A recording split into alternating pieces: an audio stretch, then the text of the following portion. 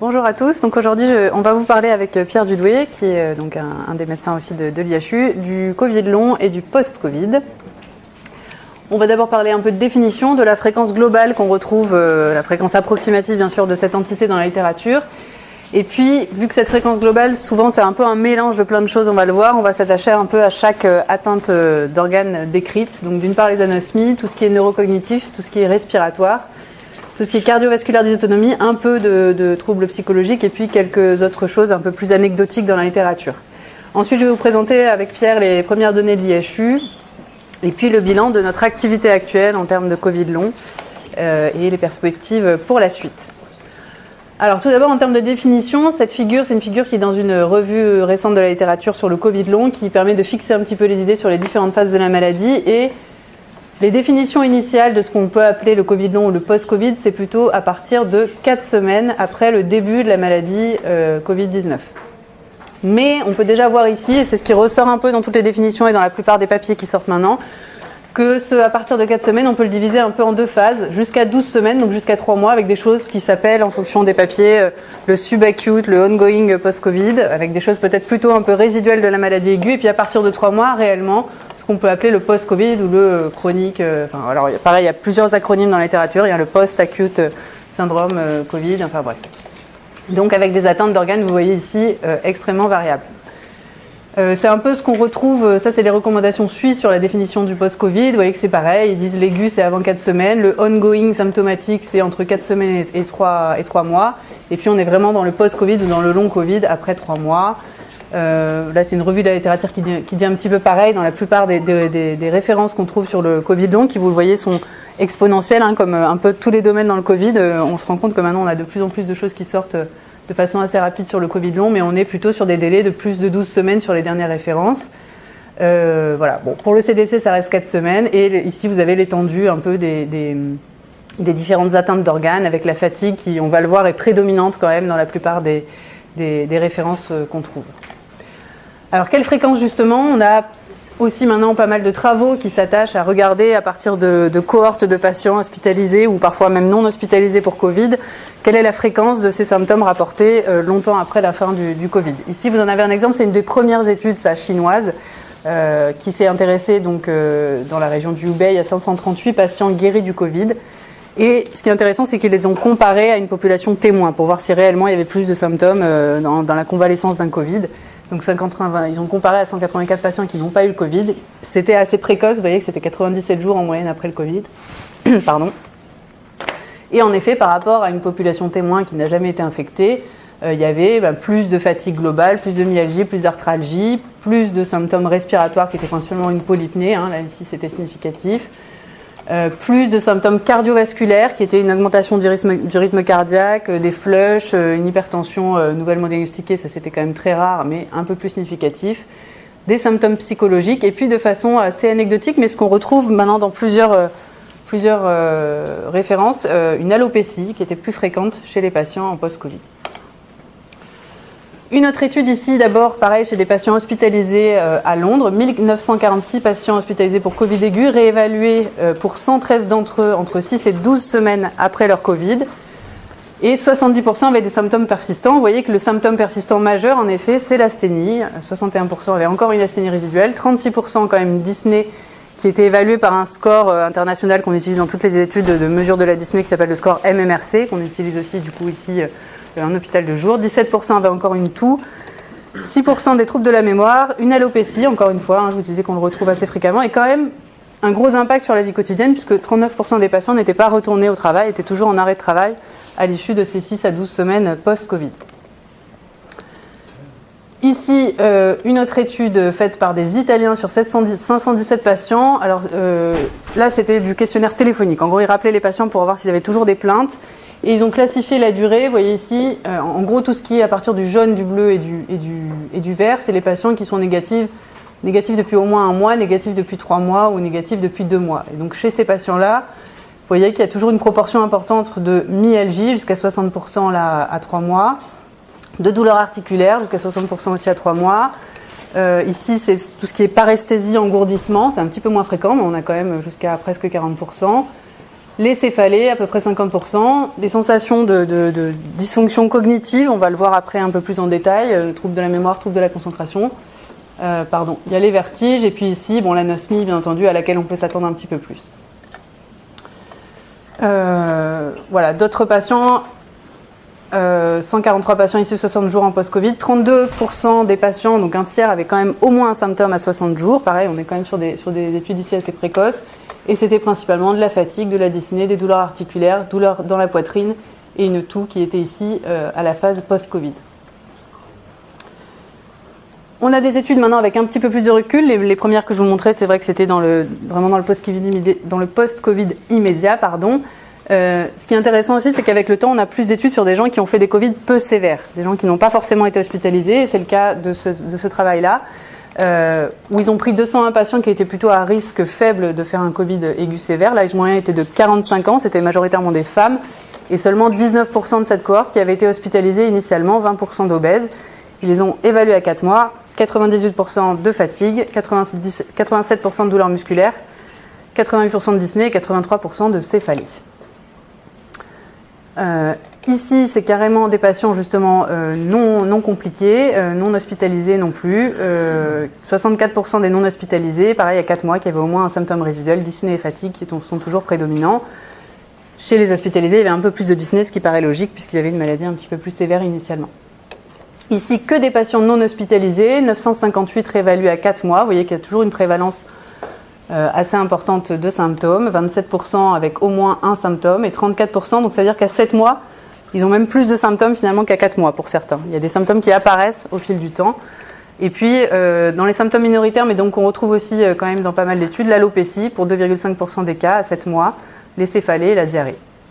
Là-dessus, ils ont regardé un petit peu les facteurs de risque qui étaient associés avec le fait d'avoir des symptômes au long cours. C'était le fait d'avoir des IgG peu élevés à la fin de la maladie aiguë, d'avoir eu une anosmie initiale et une diarrhée en phase aiguë.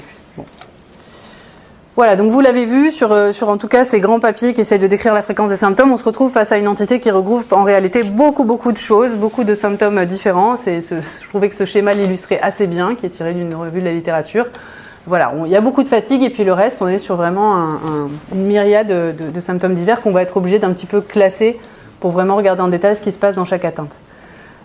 Donc si on se penche d'abord sur l'anosmie, ici vous avez un papier qui a été fait notamment en collaboration avec le docteur Lechien qui s'intéresse beaucoup à l'anosmie post-Covid et avec les ORL d'ici.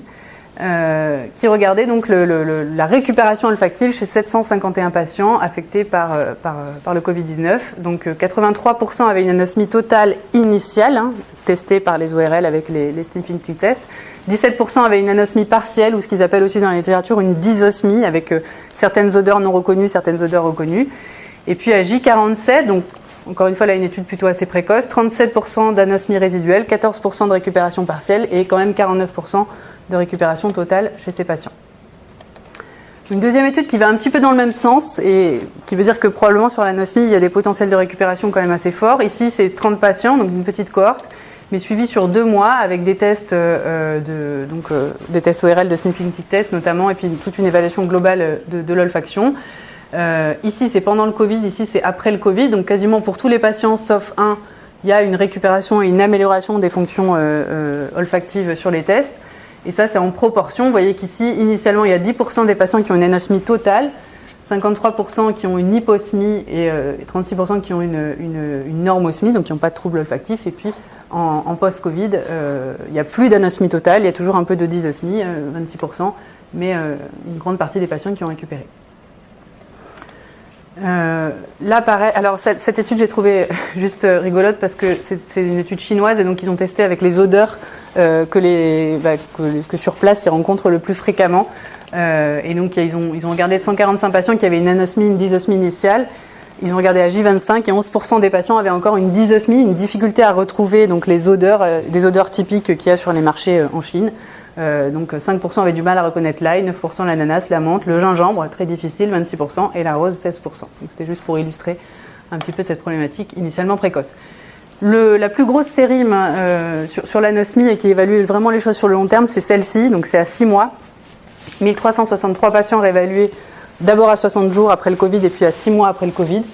c'est 98% de patients qui ont fait des formes bénignes de Covid initial, donc plutôt pas des patients hospitalisés. Et à 60 jours, il y en a quand même encore 24%, 24,5%, quasiment 25% qui ont une récupération incomplète. Donc il y a une dysosmie quand même résiduelle à 60 jours. Et quand ils ont regardé à 6 mois, c'est plutôt encourageant. Il y en avait 5 qui avaient toujours une nanosmie totale et 6 une dysosmie, donc 0,8% de la cohorte initiale. Voilà, ce qui est plutôt rassurant. Et les facteurs prédictifs de non-récupération, c'était le fait d'avoir une atteinte initiale nasale sévère, donc une nanosmie vraiment totale initiale, et d'être un petit peu plus âgé. C'était des facteurs de non-récupération sur le long terme. Alors, est-ce qu'il y a des traitements, est-ce qu'il y a des études sur des traitements pour ces anosmies? Comment est-ce qu'on peut aider les patients à récupérer? Alors, ça commence, c'est des faibles effectifs, tout ce que je vais vous montrer, mais c'est des débuts de pistes. Ici, un article sur 25 patients avec des dysosmies persistantes à la 5e semaine après leur Covid. Ils en ont pris 9 qu'ils ont traités par rééducation olfactive et corticothérapie Péros versus 18 à qui ils ont fait que de la rééducation olfactive. Et dans leur groupe, alors c'est une réévaluation précoce aussi à 10 semaines, mais seuls ceux du groupe rééducation plus corticothérapie Péros étaient améliorés significativement à 10 semaines sur les tests olfactifs réalisés. Une autre étude sur toujours la corticothérapie, 18 patients symptomatiques à plus de 4 semaines après leur Covid, donc avec toujours des symptômes de dysosmie. Ils en ont traité 9 par corticothérapie orale et intranasale, versus 9 sans aucun traitement, et à J20 et J40, ils avaient une amélioration significative dans le groupe traité. En même temps, les autres n'avaient vraiment rien du tout. Et par contre, ce qui pondère un peu ça sur la corticothérapie, en tout cas intranasale, ça c'est une étude irakienne, ils ont pris 276 patients, 138 à qui ils ont fait de la bétaméthasone en intranasal versus un placebo qui était du NaCl, ce qu'ils considéraient comme un placebo qui était du NaCl en intranasal. Et en fait, sur toute la cohorte de patients, il y a 83% de guérison à J30 et pas du tout d'effet notable de la corticothérapie intranasale. Donc ça reste encore en point d'interrogation, il y a probablement encore des études en cours là-dessus. Ce dont on peut être sûr, c'est que la rééducation olfactive, en tout cas, est déjà effectuée, est quelque chose de facile à effectuer et qui peut au moins aider à récupérer. Et sur la corticothérapie, il y a encore un peu des interrogations du coup. C'est sur des petits effectifs. En ce qui concerne les symptômes neurocognitifs, donc c'est quelque chose qui a émergé aussi au fil des mois en post-Covid. Ici, vous avez un exemple d'article donc, sur les anomalies vraiment cognitives qui durent après un Covid. 38 patients hospitalisés, dont aucun n'avait été en soins intensifs ou en réanimation, donc certes hospitalisés, mais pas avec des maladies sévérissimes, réévalués à 5 mois, avec des tests neurocognitifs. 42% avaient des déficits dans la vitesse de traitement de l'information, 26% des déficits en mémoire verbale, et 21% qui avaient les deux, donc qui étaient quand même handicapés par ces symptômes. Ici, notre étude, pareil, 4 mois après la sortie d'hospitalisation, donc quand même toujours chez des patients hospitalisés plus tôt, 29% évalués à 4 mois, 80% avaient une plainte cognitive subjective, c'est-à-dire quand on les interrogeait, on leur demandait est-ce que vous avez juste un problème de mémoire ou des problèmes de concentration de mémoire, ils disaient oui. Significatif cliniquement, donc ça veut dire validé par des tests neuropsychologiques, c'était vrai dans 59% des cas, et ça prédominait sur l'apprentissage verbal, encore une fois, les fonctions exécutives. Pas d'association avec la sévérité initiale du Covid et peut-être un petit lien statistique avec le niveau de dédimères initiaux. Mais pareil, au début, donc c'était des études chez les gens hospitalisés, puis progressivement, on s'est intéressé aussi aux non hospitalisés. Donc ici, 100 patients Covid non hospitalisés, moyenne d'âge 43 ans, plutôt jeune, 70% de femmes, avec quand même, vous voyez, dans cette cohorte, 44% d'antécédents de dépression, anxiété et maladie auto-immune, 16%. 81% de ces patients présentaient un brouillard cérébral. C'est quelque chose qui est aussi beaucoup décrit comme signe, dont on va reparler après. Et 68% avaient des céphalées. Ici, un autre travail, toujours chez des patients qui avaient plutôt des formes légères de Covid, un petit effectif aussi, mais qui retrouve toujours la même chose. Donc 18 patients avec plutôt des Covid modérés ou peu symptomatiques, versus des contrôles. Et là, ils ont pris le même 10 patients contrôles qui n'avaient pas eu de Covid. Ils leur demandaient s'ils avaient des symptômes neuropsychologiques, donc ça prédominait sur les problèmes de déficit et d'attention, les problèmes de concentration. Et ici, on voit que sur le screening neuropsychologique, en effet, les contrôles ont des scores, des performances beaucoup plus élevées. C'était des contrôles appareillés sur l'âge et le sexe que les patients en post-Covid. Et si on regarde les différents sous-domaines testés dans les tests neuropsychologiques, chez les patients post-Covid, c'est vraiment le langage et la concentration qui étaient diminués, et puis la mémoire ici. Alors, du coup, d'où ils viennent ces troubles neurocognitifs et est-ce qu'on peut retrouver des stigmates de ça, en tout cas au niveau cérébral? Ça, c'est le travail qu'on a réalisé ici à l'IHU en faisant du PET scanner cérébral chez ces patients, notamment qui avaient des plaintes d'anosmie ou qui avaient des plaintes à type de troubles de la concentration et de troubles de la mémoire.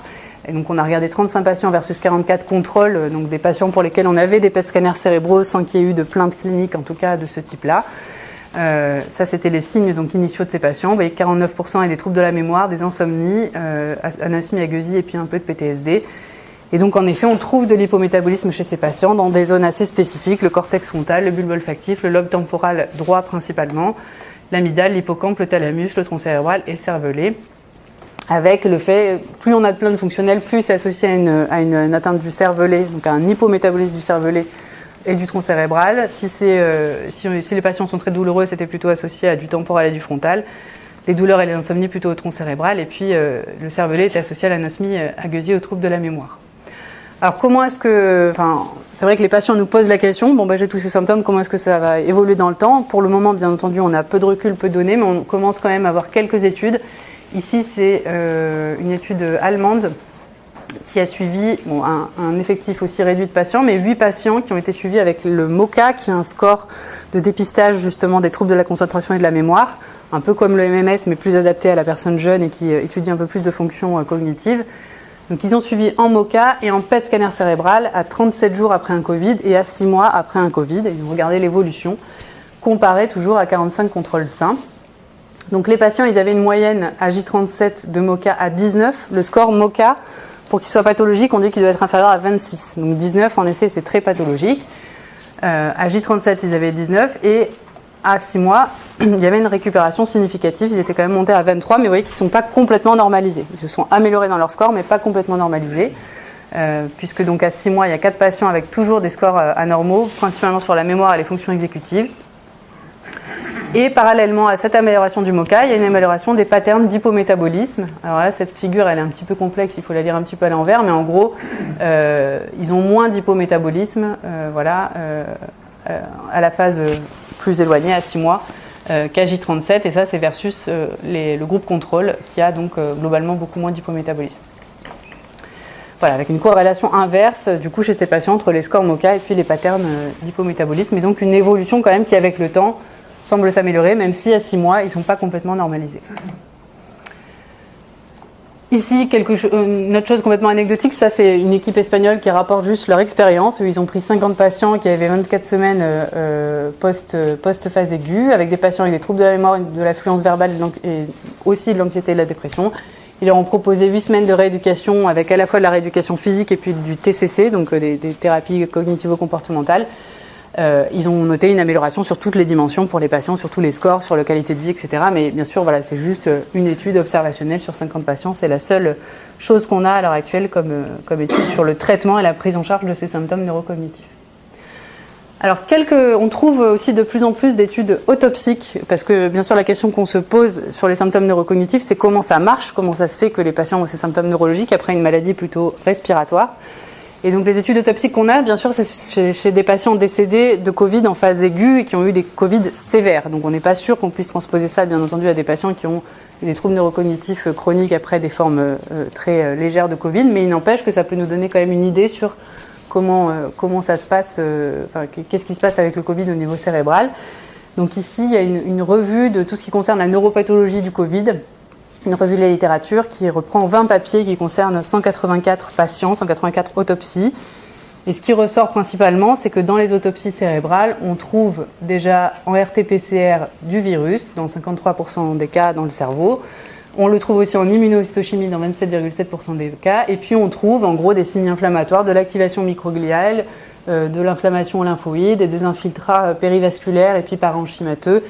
Et après, d'autres éléments, parfois liés à de la vasculopathie, à de l'inflammation chez des patients de réanimation avec des Covid sévères. Et encore plus intéressant, ça c'est deux cas pareil d'autopsie qui sont sortis après cette revue que je viens de vous montrer, puisque ça date de mars 2021. 2 patients décédés du Covid versus qu'ils ont comparé avec 2 contrôles négatifs, patients décédés d'autres choses. Macroscopiquement, ils se sont plus intéressés au tronc cérébral en fait. Et au tronc cérébral, donc la macroscopie était normale, mais en microscopie, donc il y avait des neurones très endommagés, une activation gliale, surtout au niveau du pont et de la moelle allongée chez les patients avec Covid, avec une immunohistochimie positive à SARS-CoV-2, surtout dans le nerf vague. Et donc les auteurs posent la question, et dans l'endothélium vasculaire, est-ce que le lien poumon-cerveau, il ne se fait pas avec le nerf vague? C'est un peu la question posée à la fin de ce travail. Alors, je vais laisser Pierre vous parler des atteintes pulmonaires maintenant. Alors, du coup, pour les atteintes pulmonaires, évidemment, c'est le champ d'action et d'études le plus vaste, puisque le Covid est illustré par une atteinte pulmonaire au premier plan en tout cas. Donc j'ai retrouvé 171 articles, j'en ai présélectionné 58, puis finalement il y a quand même beaucoup de revues, 4 à 6 environ, je vais vous en présenter quelques-unes ici. Donc ça c'est la première étude qui est sortie en décembre 2020 par des Anglais et qui était une étude qualitative, de cohorte prospective, qui a étudié 114 patients qui avaient des signes de post-Covid. Alors au début c'était très à la mode entre guillemets, et puis en fait il y avait de vrais signes, dont Carlo vous a parlé tout à l'heure, qui étaient plus facilement, en tout cas plus fréquemment, dirigés au niveau pulmonaire avec une dyspnée. Et à partir de ce moment-là, il y a des questions qui ont commencé à être soulevées. Et cette étude, issue du Lancet, faite par les Chinois, est une grosse étude de cohorte prospective avec 1733 patients, pour lesquels ils ont fait un focus pulmonaire sur 516 patients. Focus pulmonaire, j'entends par là des examens à 3 et 6 mois de suivi, comprenant un test de marche à 6 minutes, des EFR et un TDM low-dose thoracique. Et les résultats étaient assez probants, puisqu'à 3 et 6 mois, je vais présenter juste les résultats à 3 mois, il y avait une dyspnée qui était prévalente à environ 25-30%, avec un score MMRC, dont Carlo vous a parlé tout à l'heure, qui était anormal chez 25% des patients.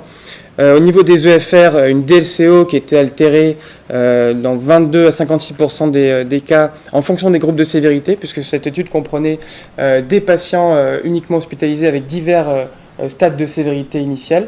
Et donc la DLCO était altérée en 22% des cas chez les cas peu sévères, et puis 56% des cas qui avaient été en réanimation, ce qui est assez logique. Par ailleurs, la VEMS, qui est traductrice de troubles plutôt obstructifs, était altérée entre 8 et 9% des cas, quel que soit le groupe de sévérité. Ça, c'est assez intéressant, puisque ça ne correspond pas au taux de VEMS altéré dans la population générale. Et en plus de ça, on s'attend plutôt à ce que ce soit plus sévère dans les cas qui sont allés en réanimation, plutôt que les cas qui étaient non sévères initialement.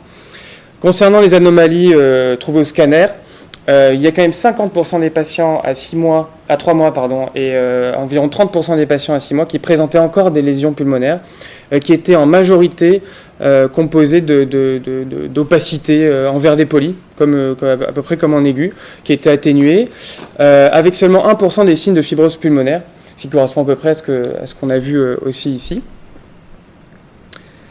Et donc cette étude a donné lieu à des premières guidelines de Covid long qui ont été données par les Anglais, et là aussi en fait cette étude à mon sens est importante, puisque elle estimait à une personne sur 10, comme Carole vous l'a dit tout à l'heure, mais la prévalence du Covid long dans la population du Royaume-Uni, ce qui correspondait à peu près à 400 000 patients.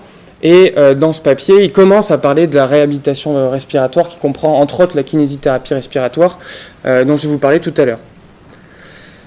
Cette étude un peu plus tardive est une étude espagnole qui a étudié des patients, qui a commencé, là aussi Carole vous l'a dit tout à l'heure, mais qui a commencé à étudier des patients un peu moins sévères, 277 patients suivis à entre 10 et 4 semaines. Le premier symptôme était encore une fois la dyspnée, et il y avait là aussi 9% d'anomalies sur les EFR, je ne vous ai pas mis le détail. On retrouvait 20% d'anomalies sur la radio thoracique cette fois-ci, avec quand même une amélioration un peu plus forte et notoire avec le suivi à 18 semaines, où on retrouvait une persistance des signes respiratoires dans seulement 13% des patients. Plus tardif encore, cette grosse étude du BMC Médecine, qui est une étude prospective qui a étudié 797 patients hospitalisés uniquement. Alors, le symptôme le plus fréquent qui a été étudié à 6 mois était un symptôme respiratoire, comprenant la dyspnée, la toux, les douleurs thoraciques et les odynophagies.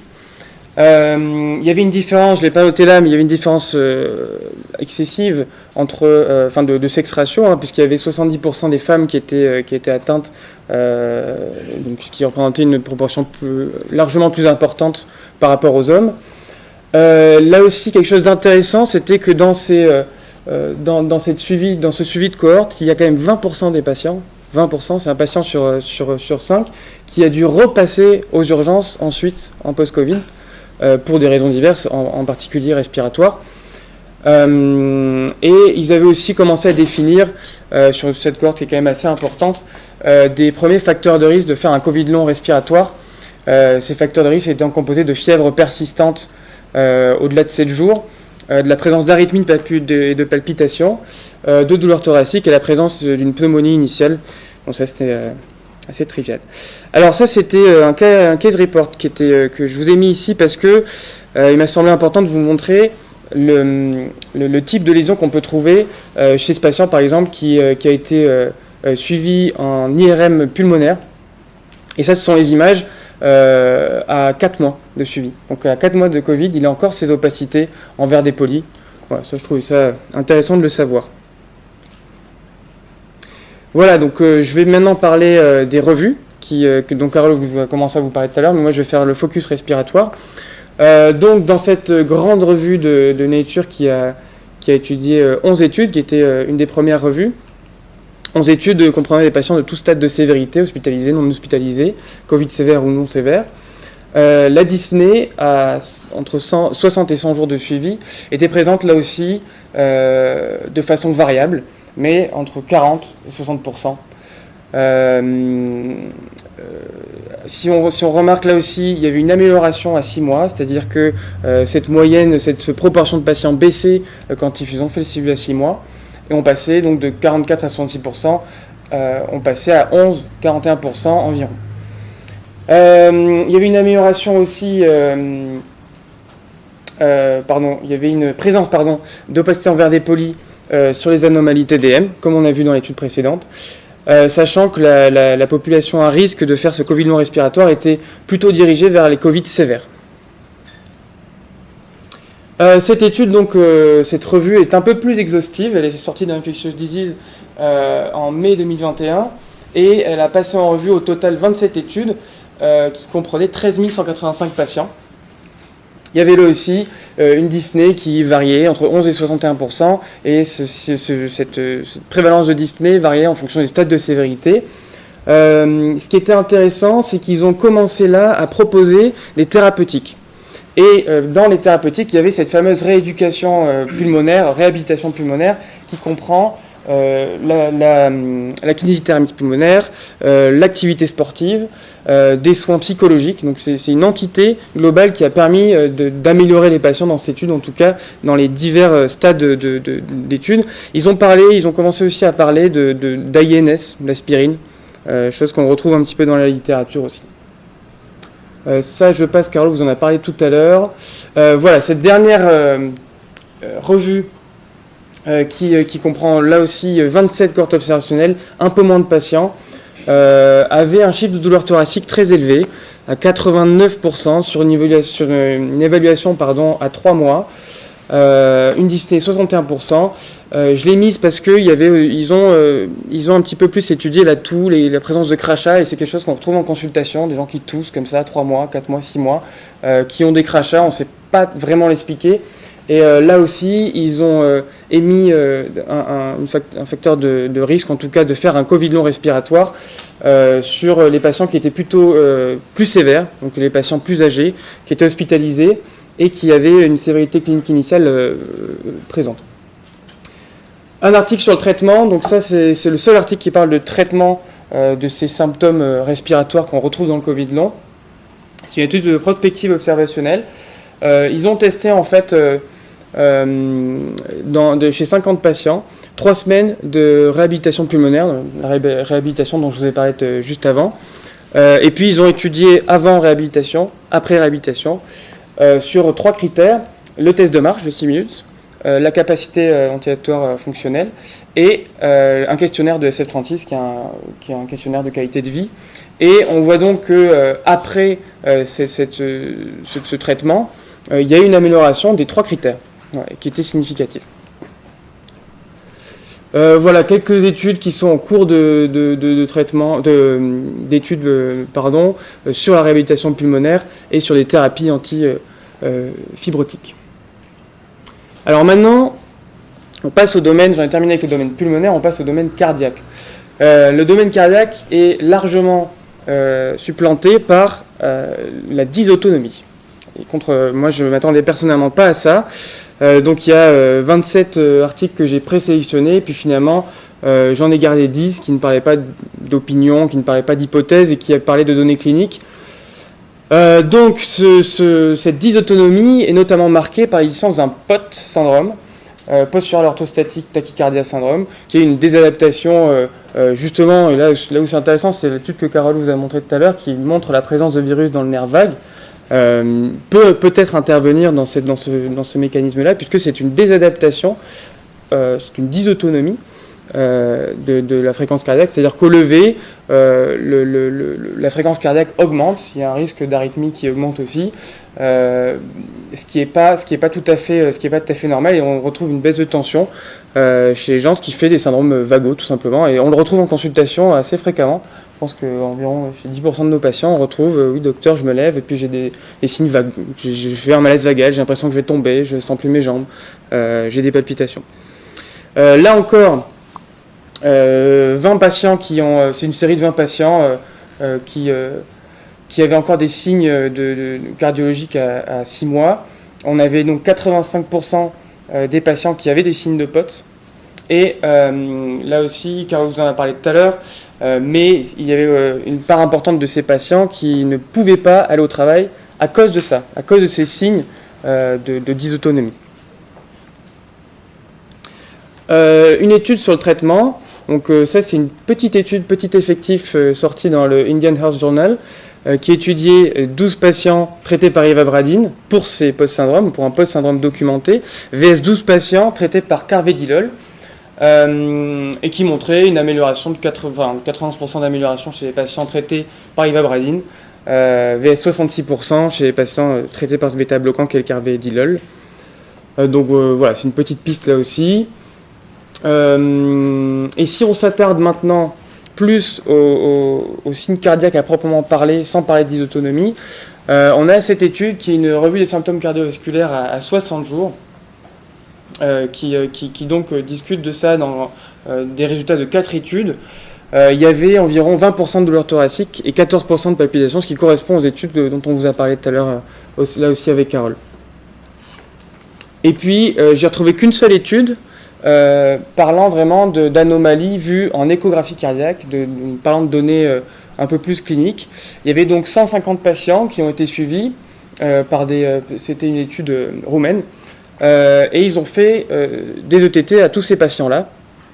L'âge médian était plutôt jeune, à 42 ans, et puis c'était des patients qui rentraient dans cette définition du post-Covid, en tout cas, puisqu'ils étaient suivis entre 4 à 12 semaines au moins. Donc ils ont trouvé 25% d'anomalies cardiaques, comprenant 9% d'hypertension pulmonaire, 9% d'altération de la FEVG, 14% de dysfonction diastolique et 10% de péricardite. C'est aussi intéressant puisqu'on retrouve certains de nos patients ont des péricardites, et puis c'est pas illogique vu que c'est un mécanisme post-viral qui est supposé.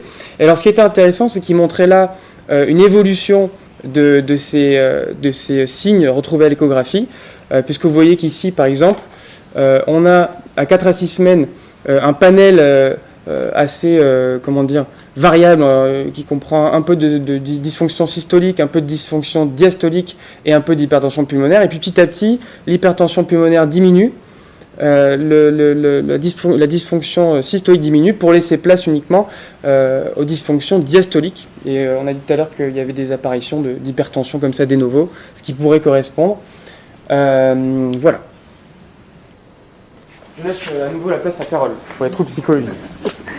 Donc sur les troubles psychologiques, là on va être moins détaillé, d'autant qu'il y a quand même moins d'études, parce que quand on tape Covid-19, enfin, les mots-clés Covid-19 et troubles psychologiques, on trouve beaucoup d'études en fait sur l'état psychologique des travailleurs de la santé et de la population générale, sur le confinement, etc. Mais finalement pas tant que ça sur les patients en post-Covid.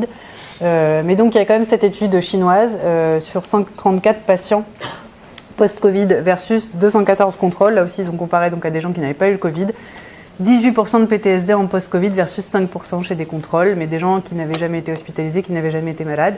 Mais c'est à peu près les proportions qu'on retrouve, c'est de l'ordre de 10%, 10 à 20% de PTSD en post-Covid. Et du coup, j'ai choisi de vous montrer que ça pour les troubles psychologiques, de ne pas m'étendre plus.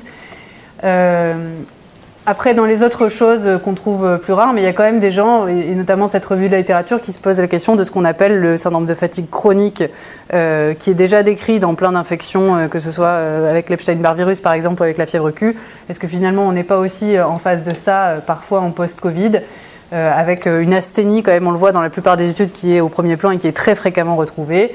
Et donc ils font un petit peu la revue de la littérature de toutes les études en montrant qu'en effet, dans toutes, on trouve de l'asthénie et que peut-être il y a aussi ce phénomène de syndrome de fatigue chronique dont on ne sait pas trop d'ailleurs physiopathologiquement comment ça marche. Ils essaient de faire un schéma là que je ne vous ai pas détaillé au début, mais avec des anomalies immunitaires, peut-être de la dysfonction mitochondriale. Enfin, il y a tout un tas d'hypothèses dans la littérature sur un syndrome de fatigue chronique où personne ne sait exactement comment ça marche, mais en tout cas la question c'est est-ce que pour certains patients, la fatigue, les troubles du sommeil, les problèmes de concentration, c'est des choses qu'on voit aussi quand même dans ces syndromes de fatigue chronique. Et puis l'autre chose un peu plus anecdotique, donc là c'est des case reports, mais on en voit, et ça nous a intéressé parce qu'on va voir qu'au PET scanner, on retrouve parfois des hyperfixations de la thyroïde chez nos patients en post-Covid, et on retrouve des histoires de thyroïdite, alors plutôt subaiguës, plutôt dans des phases quand même avant 3 mois, mais voilà, vous avez ces case reports avec plutôt des tableaux de goitre douloureux dans des contextes post-infectieuse. Celle-là, c'est la plus longue à 1 mois, mais la plupart du temps, c'est quand même vraiment du post-Covid très immédiat. Des goitres avec une augmentation du volume thyroïdien, souvent plutôt une TSH effondrée, T3, T4 élevée, mais il y a un cas de Hashimoto avec des vrais anticorps anti-TPO. Les autres, en général, on ne retrouve pas d'anticorps. Et puis, la plupart des patients ont été mis sous corticothérapie avec une évolution favorable, sauf le Hashimoto qui était en hypothyroïdie et qui a dû être supplémenté. Et un bilan juste pour vous faire un petit retour de l'activité qu'on a eue en consultation Covid long jusqu'à présent. Donc 116 consultations entre janvier et juin, 98 patients pour lesquels on a pu analyser les données. C'est plutôt des gens jeunes, 49% de moyenne d'âge, comparé aux gens qui ont été hospitalisés à l'IHU bien entendu, ou aux gens qu'on a pris en charge pour Covid. 68 femmes, 30 hommes, donc plus de femmes. 18 qui avaient été suivis pendant la phase aiguë à l'IHU, 5 hospitalisations, 1 en réanimation, une petite partie qui ont eu le traitement ici. Et finalement, nous, ce qu'on retrouve plutôt en consultation comme plainte, comme motif de consultation, c'est quand même majoritairement l'atteinte neurocognitive, les fameux troubles de la mémoire et troubles de la concentration. Vous voyez ici dans 49% des cas, un peu d'anosmie aiguë, un peu de plainte respiratoire, si on regarde les motifs principaux, bien entendu, de consultation. Et donc on leur fait, suite à la consultation, des bilans un petit peu plus poussés avec notamment le PET scanner, ce que vous avez vu là, en HDJ, avec 72 HDJ post-Covid qui ont eu lieu entre janvier et juin 2021, 37 plutôt à visée neuro, justement puisque la plainte était plutôt neurologique, et puis 35 à visée plutôt respiratoire, où en plus les gens ont bénéficié d'EFR parce qu'il y avait cette plainte à type de dyspnée. Et donc chez plutôt les patients qui venaient pour des problèmes neurologiques, pareil, une moyenne d'âge de 48 ans, plutôt des femmes, pas beaucoup d'hospitalisés. Des MoCA, donc ce fameux score qui détecte les problèmes neuropsychologiques qui étaient anormaux pour 37% d'entre eux ou d'entre elles. Une IRM cérébrale qui était normale quasiment tout le temps, et quand il y avait des anomalies, c'était des choses vraiment mineures, des petits hypersignaux flares non spécifiques ou des choses séquelaires qui dataient d'avant le Covid. Et par contre, 62% avaient un PET cérébral anormal, 52% un PET corps entier anormal, 44% quand même de score de dépression, de syndrome de stress post-traumatique qui était positif. Et une qualité de vie pas bonne, puisqu'on leur fait remplir une échelle visuelle de qualité de vie. En moyenne, ils avaient 50% de qualité de vie estimée par rapport à une qualité de vie optimale. Voilà, c'est une activité qui augmente. À l'heure actuelle, on était 2 consultants, donc le professeur Brouki et moi-même. Sur les 3 mois à venir, on a 120 consultations programmées, 4 patients par semaine en HDJ, donc 48 programmés sur les 3 mois à venir, avec des délais de consultation actuels qui sont plutôt à octobre et d'hôpitaux de jour à septembre, mais qu'on va essayer d'optimiser, bien entendu, en augmentant en augmentant un petit peu la cadence. Les perspectives, du coup, puisque justement ça devient une activité maintenant assez importante, c'est de standardiser un petit peu tout ça et peut-être de proposer ça c'est un premier jet d'un questionnaire de consultation qui pourrait peut-être être fait de manière systématique pour dépister donc ces principaux symptômes dont je vous ai parlé, où on aurait un petit peu des données aussi sur ce qui s'est passé dans la phase initiale. Qu'est-ce qu'il y a eu comme traitement, qu'est-ce qu'il y a eu comme hospitalisation, est-ce que les gens sont en arrêt de travail ou pas, parce que ça c'est vrai qu'on le voit, hein, nos patients ils ont vraiment un retentissement majeur sur leur activité habituelle, et puis sur les plaintes principales. Une fois qu'on a fait la consultation et qu'on a eu le questionnaire, on continue sur l'HDJ avec l'exploration, notamment avec le PET scanner, et puis un kit post-Covid qui a un bilan sanguin qui regroupe ce qu'on veut explorer chez ces patients au niveau paraclinique. Et puis en termes de recherche, pour poursuivre l'exploration de ces patients, donc il y avait le projet de potentiellement rappeler une partie des patients qui sont suivis ici pour voir dans notre cohorte de patients qui ont été suivis ou hospitalisés à l'IHU, quelle est la proportion finalement par rapport à ce qu'on trouve dans la littérature de patients qui ont des symptômes en post-Covid. Il faudra probablement aussi qu'on s'organise pour faire un recueil de données en temps réel sur l'activité qu'on a et qui va augmenter, avec peut-être des data managers qui pourront nous aider, c'est une question. Mais on verra ça la semaine prochaine. L'analyse des PET scanners qui a été commencée et dont on vous a montré les premiers résultats préliminaires, elle est toujours en cours puisque maintenant on arrive à 188 PET scanners et donc ça c'est Pierre qui est en train de regarder ça. Et puis, comme il vous l'a dit aussi, on a 35 patients initiaux avec des PET scanners initiaux qu'on a réévalués. Donc il y en a 19, enfin en fait sur les 35, il y en a 19 qu'on a pu réévaluer. On est en train aussi d'analyser ces données. Il y a plutôt une amélioration, mais c'est pas non plus flagrant. Il reste encore des troubles neurocognitifs chez ces patients qu'on a réévalués. Donc on est en train aussi d'analyser tout ça. Voilà, merci de votre attention.